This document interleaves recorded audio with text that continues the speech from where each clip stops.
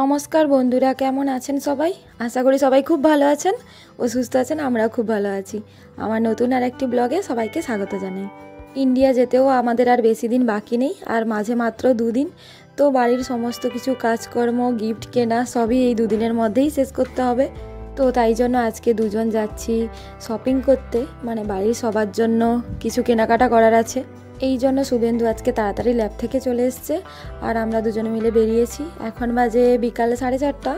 তো আমাদের এখানে একটা বড় শপিং সেন্টার আছে, মানে যেখানে সমস্ত সব আছে একসাথে। তো আমরা প্রথমে এসেছি এই জায়গাটা আমাদের খুব ভালো লাগে, কারণ এই জায়গাটাতে একটা জায়গাতে সমস্ত শপিং মল আছে, তো বেশি দূর যেতে হয় না, কাছাকাছি সমস্ত কিছু।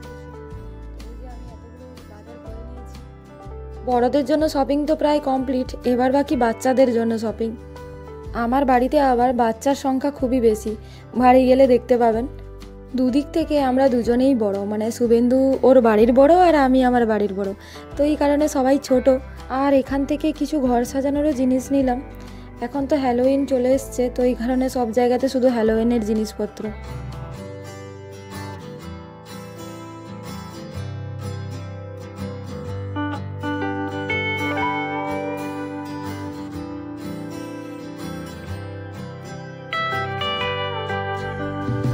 এইটা আবার একটা জলের বোতল, এটা খুব কিউট তাই না? আর শুভেন্দুর এই যে এটা খুব পছন্দ হয়েছে।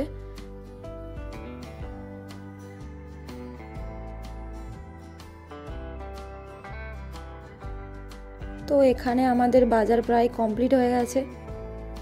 তারপর এখান থেকে যাব আমাদের পাশে আর একটা দোকান আছে ওখানে। তো এই শপিংগুলো করতেই সন্ধ্যা হয়ে গেছে, তো আমাদের খুবই খিদা পেয়ে গেছে।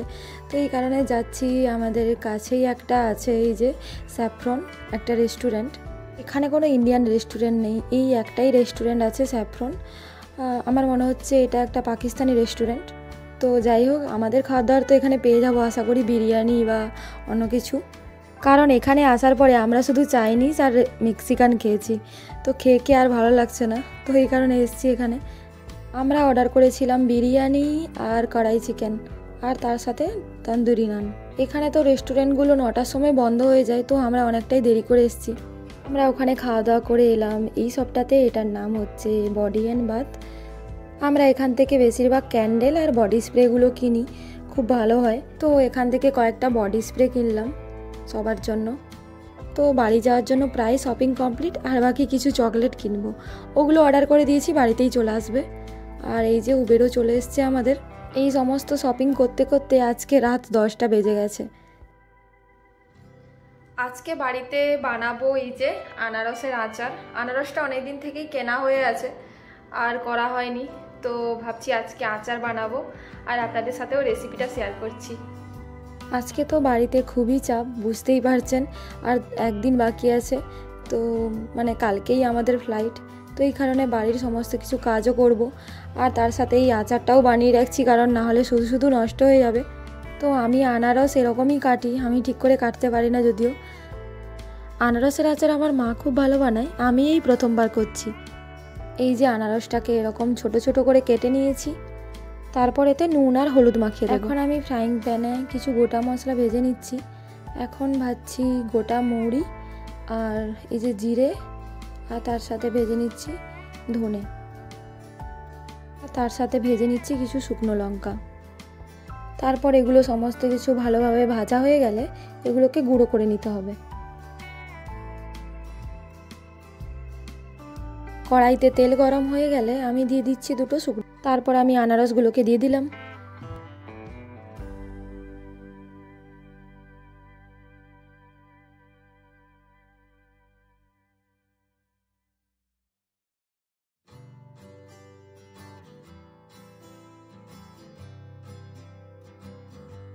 আমি একটু ঢাকিয়ে দিয়েছিলাম যাতে আনারস থেকে ভালোভাবে জল বেরিয়ে যায়।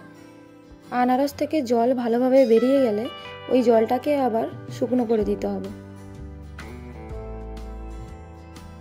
এখন আনারসের জলটা পুরোপুরি শুকনো হয়ে গেছে। এখন আমি এতে দিয়ে দিচ্ছি পরিমাণ মতো চিনি। এখন চিনিটাকে আনারসের সাথে ভালোভাবে মিক্সড করতে হবে।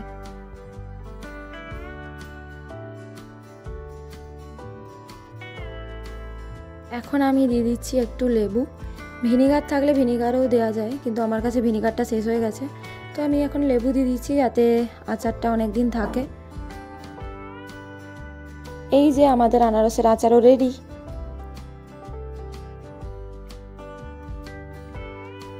আমি এখানে লাস্ট 2 দিন ধরে দুটো আচার বানিয়েছি, এই যে আমের আচার আর আনারসের আচার। এটা হচ্ছে আনারসের আচার আর এটা হচ্ছে আমের আচার। তো দেখতে দেখতে চলে এলো প্রায় কালকেই ফ্লাইট, আর আজকে হচ্ছে সমস্ত জিনিস গুছিয়েও নিয়েছি। আর রাতে ডিনারটা ভাবছি বাইরেই করব, বাইরে বলতে এখানে ইউনিভার্সিটি ক্যান্টিনে। তো আর রাতের জন্য কিছু বানাইনি, কারণ এত কিছু রেডি করতে আর হচ্ছে সমস্ত জিনিসপত্র গোছাতে অনেকটা টাইম লেগে গেছে, তো রাতের ঝামেলা আর করিনি। তো ভাবলাম যে এখানেই খেয়ে নেবো। তো চলুন আপনাদেরকেও একটু দেখাচ্ছি ইউনিভার্সিটি ক্যান্টিনটা কেমন হয়। এখানে তো ডাইনিং হল 8টার সময় বন্ধ হয়ে যায়, তো আমরা এই জন্য তাড়াতাড়ি চলে এসেছি। দেখতেই পাচ্ছেন রোদ আছে, আর আমরা এসেছি ডিনার করতে। আজকে সারাদিন তো ঘর দর গোছাতেই চলে গেছে সময়, আর সমস্ত কিছু গোছানোর পরে আর নতুন করে রান্না করিনি, তো এই জন্য এখানেই ডিনারটা করে নিচ্ছি যাতে না ঝামেলা হয়। এই যে আমরা চলে এসেছি ডাইনিং হল।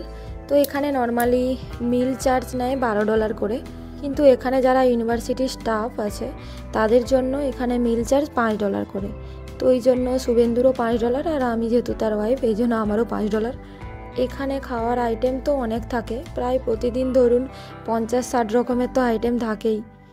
আগেও আপনাদেরকে একবার ক্যান্টিনের ভিডিও দেখিয়েছিলাম যখন নর্থ ক্যারোলিনাতে ছিলাম ওই ইউনিভার্সিটিতে।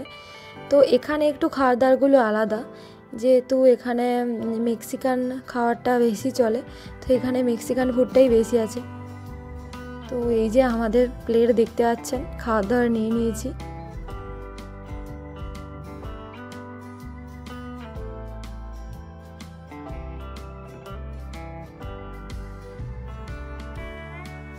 এখানকার খাওয়া দাওয়ার আমার তো খুব একটা ভালো লাগে না, কিন্তু সব থেকে যেটা ভালো লাগে সেটা হচ্ছে এই যে এই দুটো চাট।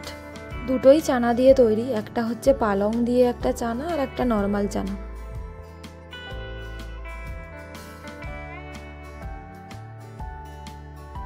এখানে অনেক ধরনের কেকও থাকে, বিস্কিট থাকে, আইসক্রিম থাকে, আর তার সাথে কফিও থাকে। এখানে $5 করে মিল, মানে বুঝতেই পারছেন অনেকটাই কম, কিন্তু প্রতিদিন আবার এই খাবারগুলো খাওয়া যায় না। তো খাওয়ার পরে থালা বাসন এই যে এইটাতে রেখে দিতে হয়।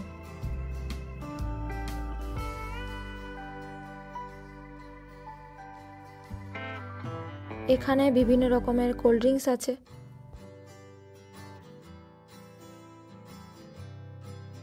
এই ক্যান্টিনে আবার একটা নতুন জিনিস দেখলাম, এই যে খাওয়ার পরে আবার রেটিংস দেওয়ার জন্য এই যে করে রেখেছে। আমি একটা রেটিংস দিয়ে দিলাম। তো ডিনার করে আমরা একটু ক্যাম্পাসের ভেতরে হাঁটছিলাম, তো হাঁটতে হাঁটতে একটা জায়গাতে দেখি যে এখানে কিছু কার্নিভাল হচ্ছে।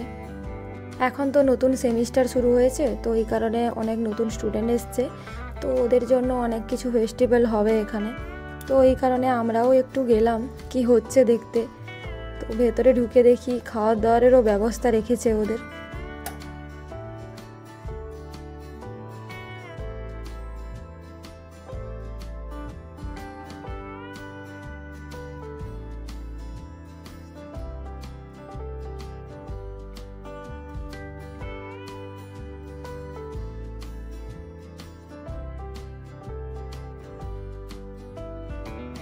আমরাও বাড়ির উদ্দেশ্যে রওনা দিলাম, কারণ আজকে তাড়াতাড়ি ঘুমিয়ে পড়তে হবে, কারণ কালকে সকাল সকাল ফ্লাইট আছে, আমাদেরকে সকাল 4টার সময় উঠতে হবে।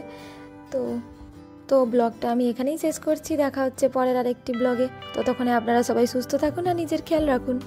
আর ব্লগটা যদি ভালো লেগে থাকে তাহলে অবশ্যই লাইক দেবেন, আর আপনি যদি আমার ব্লগটা নতুন দেখছেন তাহলে চ্যানেলটা অবশ্যই সাবস্ক্রাইব করে দেবেন।